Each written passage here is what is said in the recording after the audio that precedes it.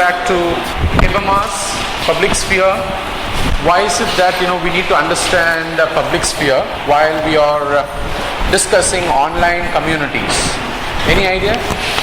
And to understand online communities, we discussed what is space, what is place. Now we are also going to discuss what is public sphere, and that is what we did in the last class.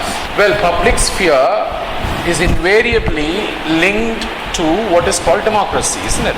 Public sphere is invariably linked to civic participation. So we discussed certain terms that Jürgen Habermas actually belongs to Frankfurt School of Communication. Can you just tell me one or two persons who belong to Frankfurt School of Communication? Okay, Adorno, Theodor Adorno, right? The person who coined the term culture industries were fine. We studied it, we learned it in the first semester. Well, he also belongs to the same school, and so there are some terms which we used, which we discussed in the last class, like what he calls as system, and then what he calls as life world. So probably he actually began to look at how the state or the system or the structure function. And he was not actually looking at media per se when he started discussing public sphere. He analyzed how the monarchies, how they controlled communication processes and how they controlled what citizens think about them, as well as the state, as well as the economy, as well as themselves. So monarchies, they control. Monarchies actually constitute the state then. So they control the people, they control their public opinion, they controlled how they thought about the government, as well as government in the sense the monarchy, as well as themselves, right? So they controlled. And later now we are trying to apply the same to media. Today we live in a very modern world, and media is also governed by modern trends. So one of the imperatives of media is to generate money, to generate revenue, and also become popular. And so advertising has come into it. With advertising coming into it, so there is a commercial imperative which is gaining dominance, which is becoming dominant. So the public opinion that media try to create will also have a lot of commercial connotations, will have a lot of commercial undertones. So mostly you'll be reading a lot about commercial stories. In a sense, what do you mean by commercialization? There is a lot about privatization, there is a lot about restaurants, there is a lot about real estates, etc. So real issues will slowly be occluded. You see, occluded in the sense will lose its place. And that's one of the reasons why we still keep talking about what happened. There is not much space that is being given to development stories. There is not enough space given to social issues. That's what we're talking about, because the commercial imperative, so that's how now, so that is now structuring. So if media are going to publish only a certain kind of stories, our public opinion is also going to be something relating to that. So we'll be discussing more of that. So if I am to talk to you about cyber security, you won't. Like, we're not coming across such stories too often. So I'm to talk about Dalits, or I'm to talk about any minorities, we're not coming across these stories too often. Or social evils, we're not coming across these stories too often, right? So that's how it works. So that's a public sphere.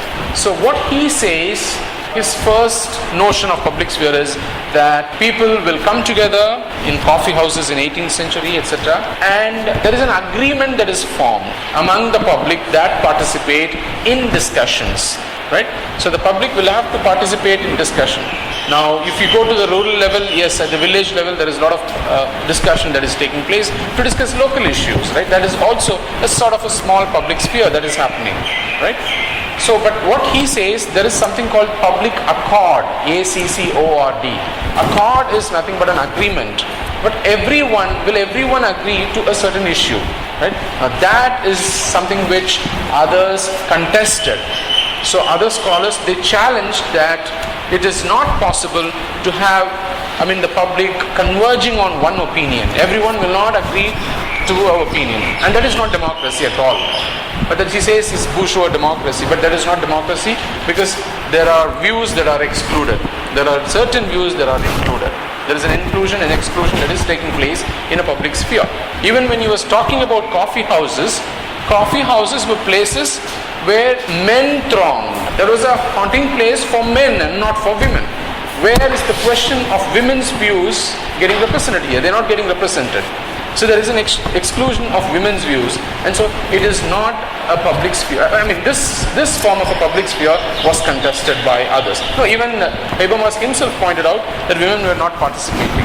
Right?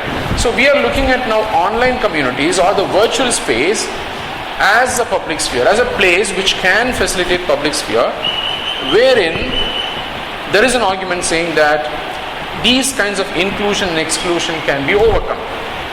But that is utopian. The dystopian view, there are two views, right? We always talk about utopian and dystopian. Okay, see, when you're talking about democracy,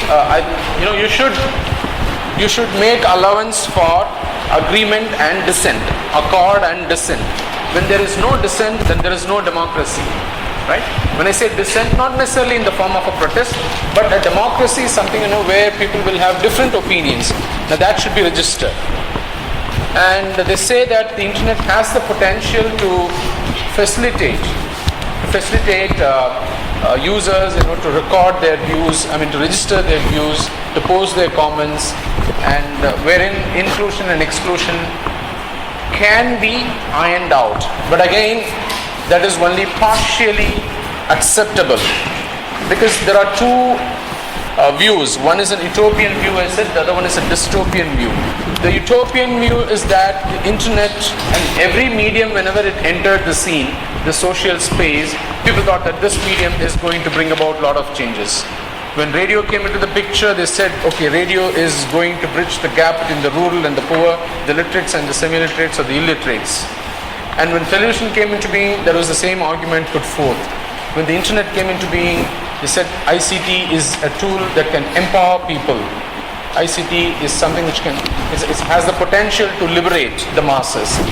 But that is only an utopian view. That is a utopian view, right? That's a utopian. But what is the dystopian view? The dystopian view is the question of access, right? Access is not, everyone is not cannot afford to access the internet. Everyone cannot afford to access the internet, and there are a lot of access barriers, especially if you go to the rural space. So what is the kind of democracy that you are talking about? Right? That's the question that is raised. Fine. But within the limitations that what do we have, there is democracy taking place, and that public sphere is completely different from the public sphere that that Jürgen Habermas said, where people come together and form a consensual opinion, will have an agreement, etc. Because I will not go deep into some of these theories. Later on in the postmodern concept, what happened? People like Lyotard, people like Derrida, right? Jacques Derrida, they actually were working on what you call as deconstruction, right? Deconstruction was a certain, I would say that it was a phenomenon. It was a period. It was an epoch. It was an epoch. There was some period like when people were working on what you call as deconstruction, and according to this, I'll not go deep into it. When you construct text and when you deconstruct the text, the reader or the user will deconstruct in his or her own way, and the agency, what you call as the free will, the freedom to do what I want to do. Right? That's the freedom, right? That's the freedom to do what I want to do. That's called agency. That plays a major role. So, as a result, there is no determined finality for anything. So, when I show a text to you or a picture to you, it can be deconstructed in infinite number of ways, in different contexts by the same person. It can be inferred and can be understood in different ways. That's what you call as deconstruct, right? So as a result, when there is deconstruction taking place, there is no finality, there is no anything finality to the text or whatever, and so there is no question of consensus, there is no question of agreement, right? So people who came immediately after Habermas, they belong to this period when deconstruction was the most dominant theme that they were working on. So it was Derrida who was working on deconstruction, it was Roland Barthes who was working on deconstruction, and then Lyotard was working on deconstruction, Kristeva was working on something similar to that. A lot of people, right? So looking at this, they say in a postmodern period, you cannot have consensus. So that's the argument that they put forth. Well, so what happens now?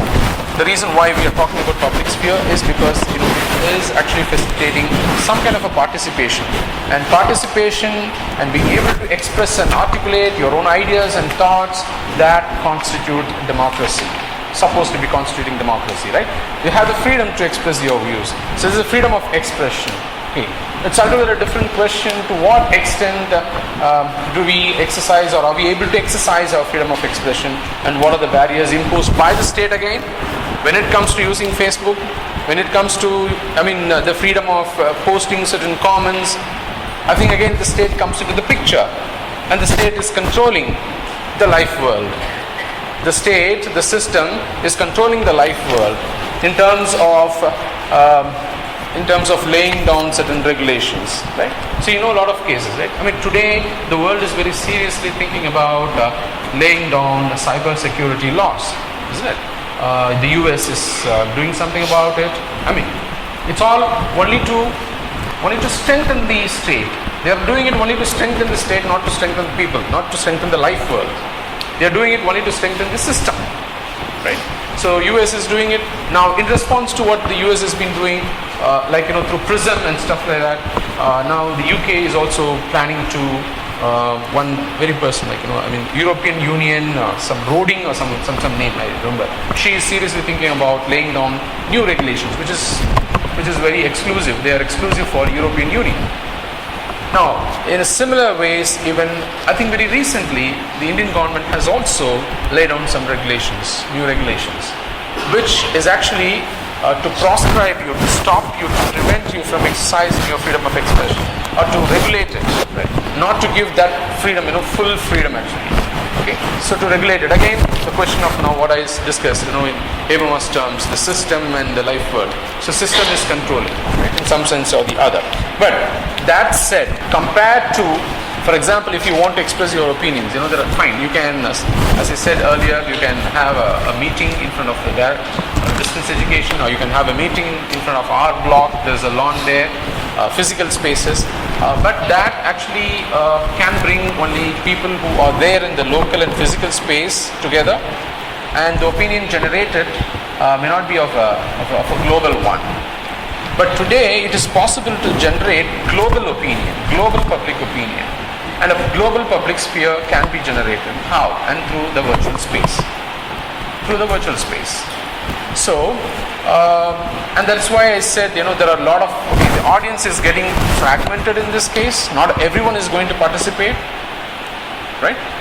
Everyone is going to participate because, based on issues, based on teams. There are a lot of issue-based groups. There are a lot of team-based groups there, right? So you will not participate in everything. Right. So for example, if somebody is a designer, there is a community. For professional communities are there, and you want to learn more about, you can join this community, fine, that's a different one, right? But there are a lot of other communities where social issues are discussed, and a lot of people actually join these discussions, forums, etc., and participate. Of course, participation to what extent? What is participation? That is again discussed in a different sense. What is participation? What do you mean by participation? Like certainly is not a participation, or it's just a local, a very low level participation. And somebody was telling me, Arul Children was telling me that he has a software with which he can generate 1 million likes in 1 hour. He has a software to generate 1 million likes in 1 hour. Fine. Now this was an argument given by one of the social activists from Tamil Nadu in response to somebody saying that Modi, Narendra Modi has generated so many likes, and so he's got a huge fan following, etc. So this social activist said, come on man, I will generate more likes and I'll have more fan following in just about 1 hour. Do you want me to prove it? I'll prove it. And then he also gave a list of software in this forum, right? But see, this is participation. And then, software name, right? So you can ask him. He will not disclose it, don't worry. So that's possible. Now, okay, this is actually going to have a different kind of an impact when it comes to social media marketing. Now, people can easily, now already it is happening even without this software. So people who are working in social media marketing, what they do as a communications manager, you will create a page, and for Nano, no, I'm saying communications manager, right? So they'll create a page, and then for a Nano or for whatever, and then there'll be no visitors. But you have to have some visitors. Only then you can attract more visitors, real visitors. So what they do, it's a job that, you're assigned. You'll have to enter the same account through different names and post comments in the, as if like you are one who is visiting this page. And that's how you create. So there's a lot of, this stuff.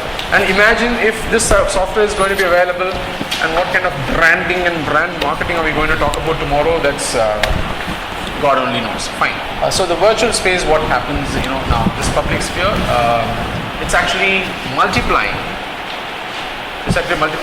You must have heard about Greenpeace website. Greenpeace. But there are a lot of these NGOs who have their own websites, and time and again they will take up serious issues. For example, one of the issues that they took up in 2010, they regularly do this very often. They take up an issue, they go on discussing it with Greenpeace. I think you should visit this site. So in 2010 they wanted to generate a public opinion and awareness about the Indian government's disposition. Disposition is the attitude of the Indian government towards BT cotton. They take up, what is BT cotton? Okay, BT brinjal? Okay, BT brinjal, fine, I'll say this way. Now BT brinjal, I don't know, B and T stands for some botanical word, right, terms. Okay, GM, genetically modified crops, right? Now these are all social issues, which you need to be aware of, fine.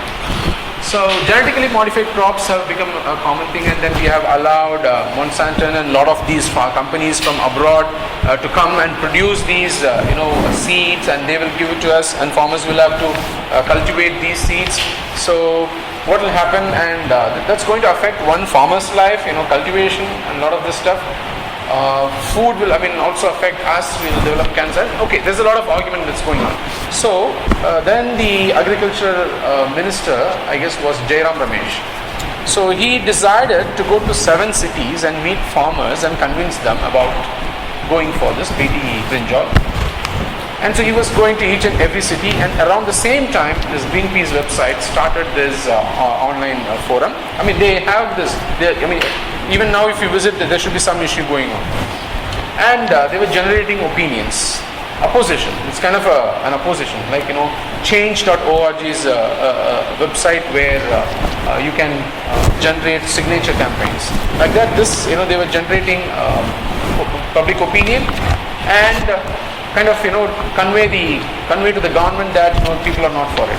So I happened to study this discussion that took place, right? And there were a lot of things, these discussions were mostly coming from who had access to the internet, but they were all people from different walks of life, right? People who are even in the IT industry could discuss how this is going to affect, and people from different walks of life, people from not only India but also from outside of India. There are a lot of opinions that were generated. So this is a public space. Now public sphere, public space, I will come to that later. This is a public sphere in virtual space where there were opinions that, at least I think 97% of the opinions were against BT brinjal. Just about 3% they said something. So now if you start something similar to this, I guess is available for Pudangalam project also. So you can generate opinion. So what's the kind of public sphere? Because the public sphere that we get to know about these issues through television or through newspapers may be very manipulative, right? This is what we discussed in the last class. The press can manipulate, the television channels can manipulate, and they have their own imperatives, right? That's what we said, right? They have their own Government may be exercising pressure on them not to publish, not to write about it, not to give negative mileage, right, for this particular event or issue. So they control and they manipulate the information. They do not provide information, they manipulate it and provide it. So fine. So if you compare, the public sphere or the public opinion that newspapers or television channels generate, you can have two sets of groups. One group which has access only to television channels, and these news, there is an onslaught of these news stories, and they listen to these news stories and just speak to them, understand what is the discourse that they develop, what is their understanding about BT Corp, and ask people like who are participating. The discourse will be different. That's what I'm saying. The discourse, right? What is a discourse? I guess we discussed it in the second semester, quite a bit, right? Discourse on several issues. So the discourse about BT Brinjal, and of those people who only listen to television channels or read news stories, and those who participate, who access sites like Greenpeace website. See, even among those internet users who do not access websites like Greenpeace, they will not have a better understanding. I guess 90% of this class do not know much about what this BT cotton or BT Brinjal is about, right? And what kind of impact will it have on us? Right? Today, when you're talking about Bihar, children dying, this, you should start relating. A lot of these, issues to whatever is happening. Right? So, for everything. So, now in the US, Zimmerman has been acquitted. Yeah. What? Do you know? How many of you know what I'm talking about? Let's just put up your hands here. No, if you are girls, looking at girls, I'm saying this, like you want to be part of this public sphere and want to contribute to this public sphere and want not to be excluded from this and want your opinions to be represented, you have to read. Okay? Okay. Now, boys. Well, so can somebody tell me, narrate the stories in a nutshell?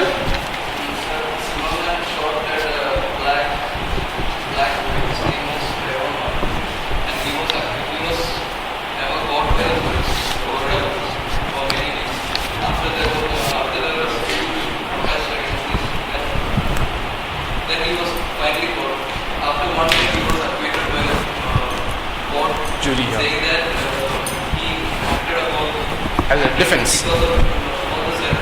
For self-defense. So there was this man, Zimmerman, like a white male. Okay, that's what you need to understand. That's where how this is positioned. That's how it's positioned. And yeah. Oh, Zimmerman. Okay, so he was carrying a gun, and then the story that's given to us is something like he started chasing this boy. This boy was going back after shopping, getting something, going back home, and it started off as some small quarrel, and then he just took out his pistol and shot him, dead close range. No, not too many of those shots, right?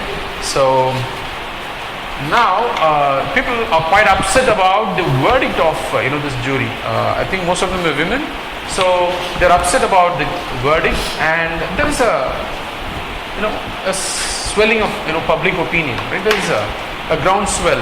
There's a groundswell of public opinion that is now generated. And if you are to visit some forum, then you will find out. See, because you cannot say letters to the editor is a public sphere, because it's a very limited space, and the Hindu publishes publishes letters to editor that they receive from IAS offices and some people who regularly write. Okay? And it's a very small space, because I know I was part of this selection process, and no rational background when it comes to selecting stories, because there is some space that's allocated, and this happens by 12:30 in the afternoon. Selecting letters to editor will happen in Chennai. That will take place. Okay, now you have different cities will have different legislation. I'm talking about Chennai, and this will be done in a matter of 20 minutes by someone who doesn't have any kind of experience in editing, etc. Or maybe a cub sub-editor. The role is just to pick stories, not based on newsworthiness, etc., etc. Probably newsworthiness in the sense they will choose stories that are apropos. The word that is used often in this letters to the editor, that are in relation to, that are responding to opinion columns. right? Most of the letters will be like that. That doesn't constitute a public sphere. Everyone's opinion is not, everyone's opinion is not expressed or is not represented in this space, right? But if you just talk about public sphere, then common people can now participate, right? Especially in a country like the US, where everyone can read and write English and can use the internet quite effectively. There is some kind of a bias, right? I mean, the internet is actually biased towards people who are using English, right? People, English-speaking natives. Well, so they can express, and all of them can participate. They cannot participate in television shows and radio shows and talk shows, etc. But they can participate here and express their views. So, how that is contributing to democracy? That's a civic democracy that we are talking about. That's the cyber democracy that we are talking about. See, there was one PhD scholar here recently, and his topic is, he said, social media, social networking sites through democratic media. And so I was asking him, okay, what do you mean by that? And he said, the social networking sites have some characteristics. They are democratic characteristics. Now, how many of you agree with this? Social networking sites have democratic characteristics. He is trying to study the democratic characteristics of the medium. Well, so I was asking, further questions. I was asking questions, subsequently to this.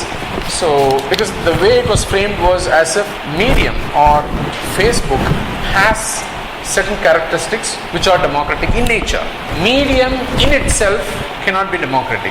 Medium has a feature what you call as interactivity, yeah, but that facilitates democracy. But then without users using, I can go to Facebook, I can open the account, log into the account and do nothing. I don't post, I don't share, I don't like, I don't comment, I don't write anything on the wall.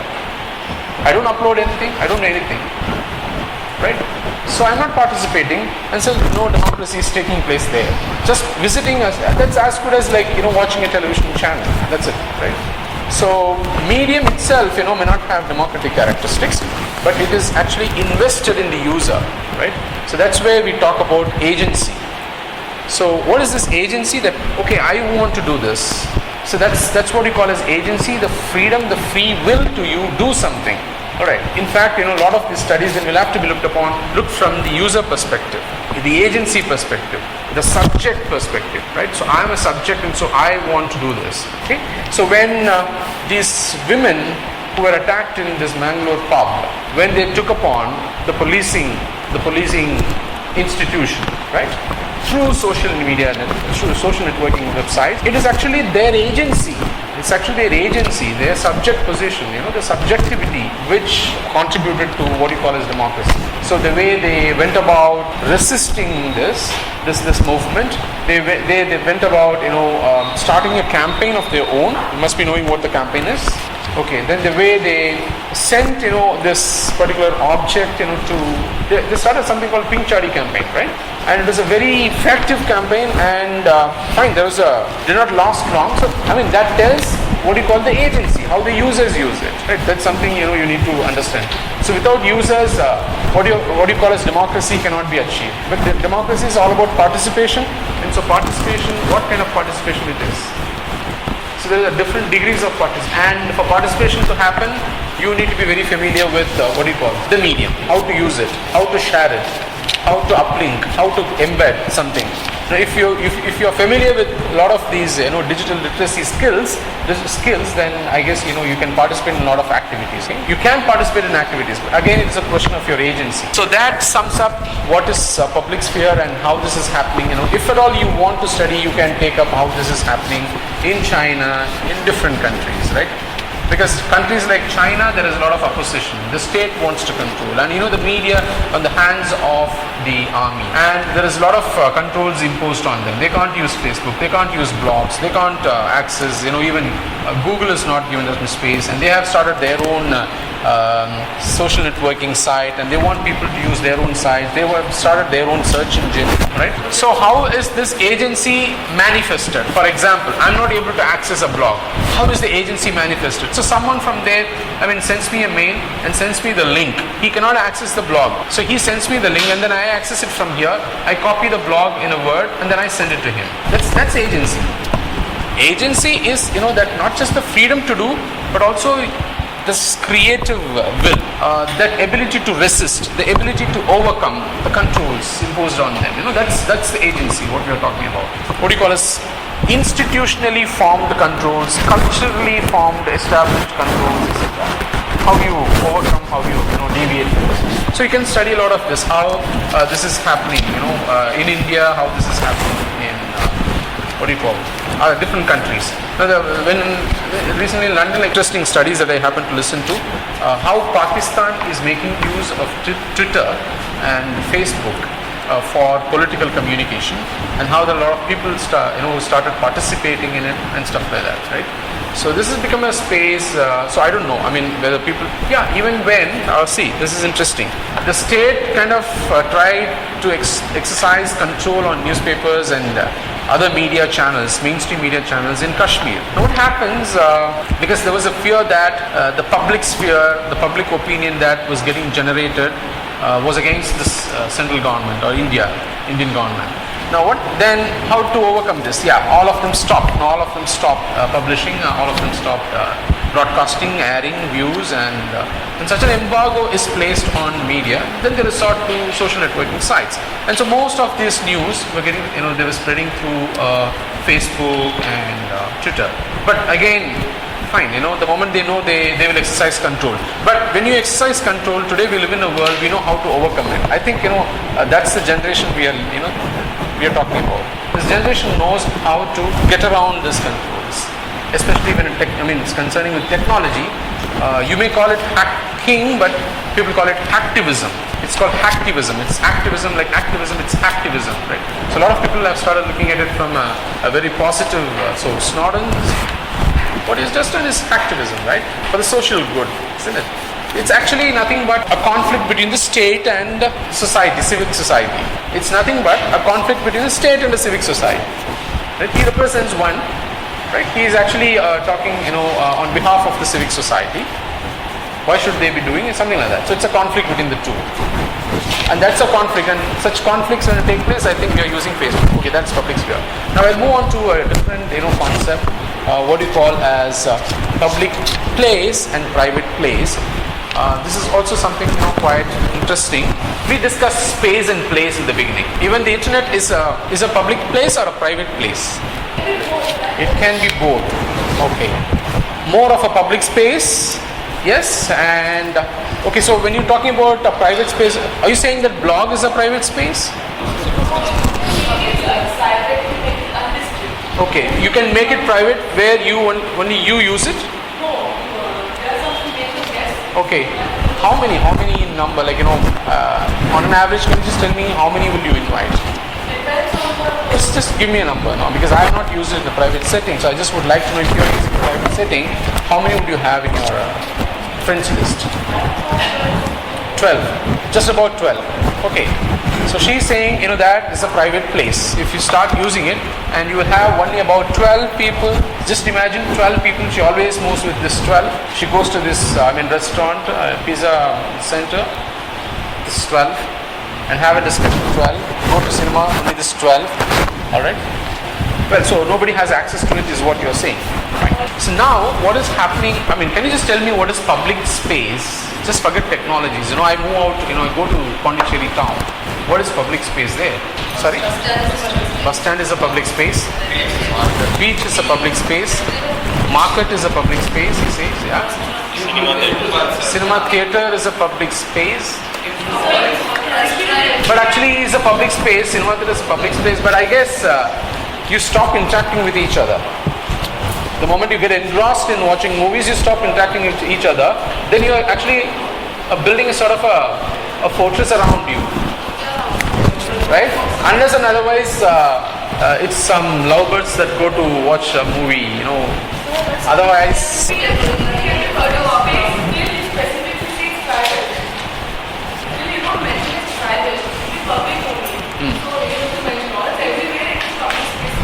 okay.